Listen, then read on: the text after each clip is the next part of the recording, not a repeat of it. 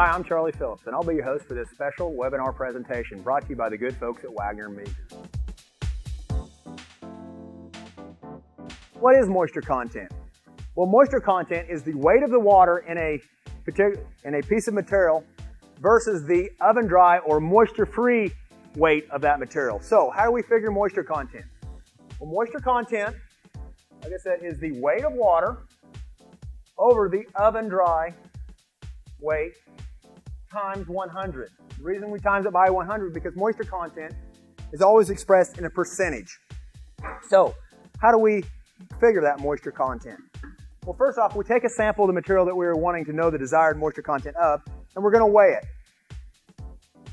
So, we're keeping track of that weight, we then dry this sample in an oven at approximately 215 degrees for anywhere from 12 to 36 hours, or until all moisture is gone. So all the moisture within those cells, both the lumen and the cell wall, has been removed.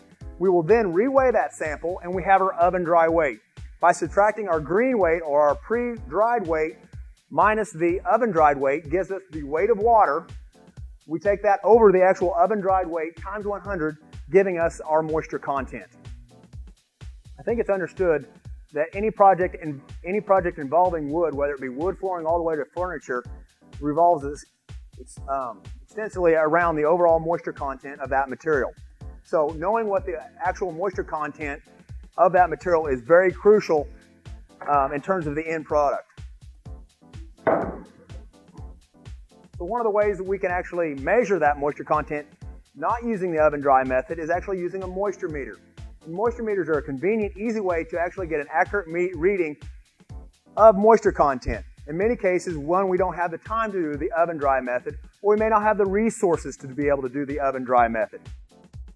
So by using a moisture meter, in this case a Wagner moisture meter, we can get an accurate reading of this material, and that way we can make sure, or hopefully prevent problems from arising with incorrect moisture content.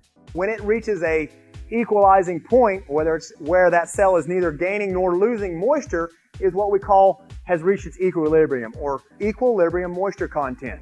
So once a cell has reached that point is what we call the EMC. It comes to a point where it is neither gaining or losing moisture.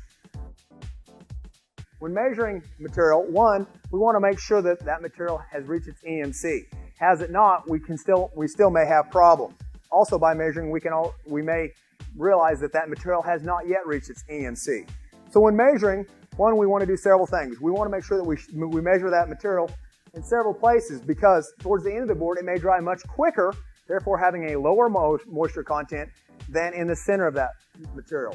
So making sure that, one, we have a moisture content or a moisture reader that is designed especially for wood, but we're going to measure that material in several places, making sure that we get a good accurate reading.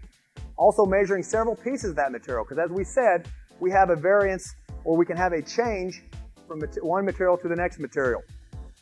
So we want to make sure that we get an accurate reading for that material that we're going to be using. Also, thicker material may require, or it's a good idea to actually measure on both sides to make sure that we get an accurate reading of that material, so that we understand what the actual moisture content is of that material.